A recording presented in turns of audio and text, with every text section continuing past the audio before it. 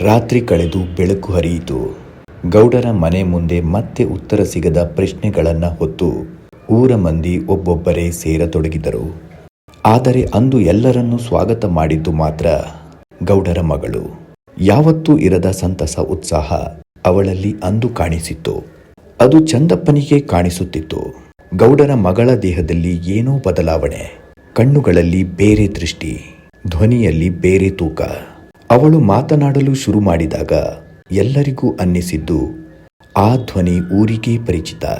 ಅದೇ ಆ ಜಂಟಿ ಧ್ವನಿ. ಅವಳೊಳಗೆ ಇದ್ದ ಆತ್ಮ ತನ್ನ ಕತೆ ಹೇಳಿತು, ಯಾರೂ ತಪ್ಪಿಸಿಕೊಳ್ಳಲಾರದಂತೆ.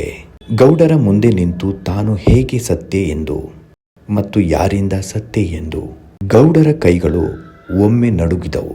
ಮೊದಲ ಬಾರಿಗೆ ನಿಧಿ ಕಾಣಲಿಲ್ಲ, ಪಾಪ ಮಾತ್ರ ಕಾಣಿಸಿತ್ತು. ಆ ಮನೆ ಮತ್ತೆ ಮಾತನಾಡಬೇಕಿತ್ತು ಅಂದ್ರೆ ಸತ್ಯ ಕೇಳಿಸಬೇಕಿತ್ತು. ಚಂದಪ್ಪನ ಮುಖದ ಮೇಲೆ ಬಿದ್ದ ಆ ಒಂದು ತೊಟ್ಟು ರಕ್ತ ಅವನ ಜೊತೆ ಗೌಡರ ಮನೆ ಸೇರಿತು. ಅದನ್ನು ಸ್ಪರ್ಶಿಸಿದ ಗೌಡರ ಮಗಳಿಗೆ ಮೈ ಬೆಚ್ಚಗಾಗಿತ್ತು.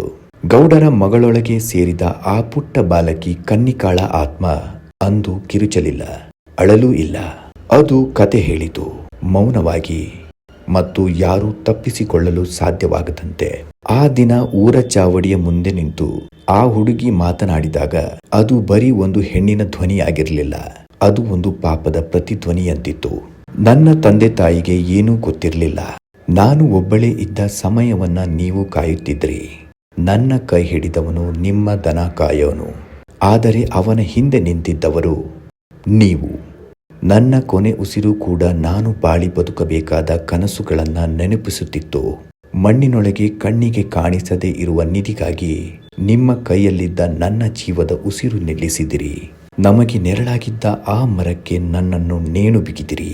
ಹೇಳಿ, ಆ ನಿಧಿ ನಿಮ್ಮ ಕೈ ಸೇರಿದೆ, ಕಣ್ಣಿಗೆ ಕಾಣಿಸಿದೆ. ನನ್ನ ಜೀವಕ್ಕೆ ನಿಮ್ಮ ನಿರಾಸೆ ಅಷ್ಟೇ ಬೆಲೆಯೇ. ನನ್ನ ನೋವಿಗೆ ಔಷಧಿ ನಿಮ್ಮ ಯಾರ ಜೀವವೂ ಅಲ್ಲ. ನಿಮ್ಮ ಪಶ್ಚಾತ್ತಾಪವೇ ನನ್ನ ನೋವಿಗೆ ಪರಿಹಾರ. ಚಂದಪ್ಪ ತಲೆ ತಗ್ಗಿಸಿದ.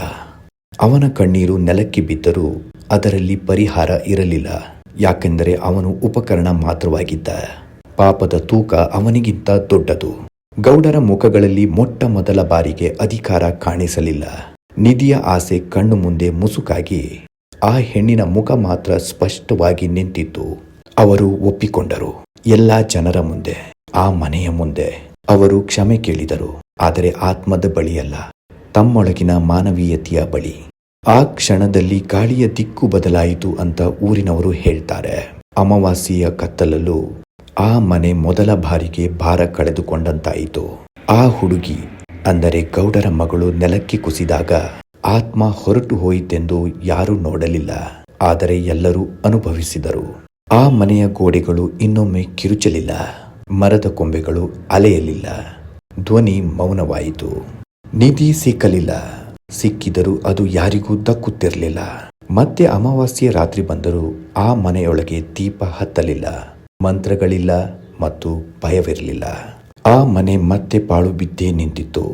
ಆದರೆ ಈಗ ಅದು ಶಾಪಿತ ಸ್ಥಳ ಅಲ್ಲ, ಅದು ಒಂದು ಸಾಕ್ಷಿ. ಊರವರು ಆ ದಾರಿಯಲ್ಲಿ ಹಾದು ಹೋಗುವಾಗ ಯಾರೂ ನಿಲ್ಲುತ್ತಿರಲಿಲ್ಲ ಹಾಗೂ ಯಾರೂ ಒಳಗೆ ನೋಡುತ್ತಿರಲಿಲ್ಲ. ಮೌನಕ್ಕೆ ಕೈ ಮುಗಿದು ಮುಂದೆ ಹೋಗುತ್ತಿದ್ರು. ಯಾಕೆಂದ್ರೆ ಆ ಮನೆ ಹೇಳಬೇಕಾದದ್ದೆಲ್ಲ ಹೇಳಿ ಹೋಗಿದೆ, ಇನ್ನೇನೂ ಕೇಳಿಸಬೇಕಿಲ್ಲ. ಆ ಮನೆ ಮಣ್ಣಲ್ಲಿ ಮಣ್ಣಾಗಿ ಮತ್ತೊಮ್ಮೆ ಇನ್ನೊಬ್ಬರ ಕಣ್ಣಿಗೆ ನಿಧಿ ಆಗಿ ಕಾಣಿಸದಿರಲು ಬೇಡಿಕೊಳ್ಳುತ್ತಿತ್ತು. ಸ್ನೇಹಿತರೆ, ಈ ಕತೆ ಇಲ್ಲಿ ಸಮಾಪ್ತಿಯಾಯಿತು. ಮುಂದೊಮ್ಮೆ ಮತ್ತೆ ಸಿಗೋಣ. ಧನ್ಯವಾದಗಳು.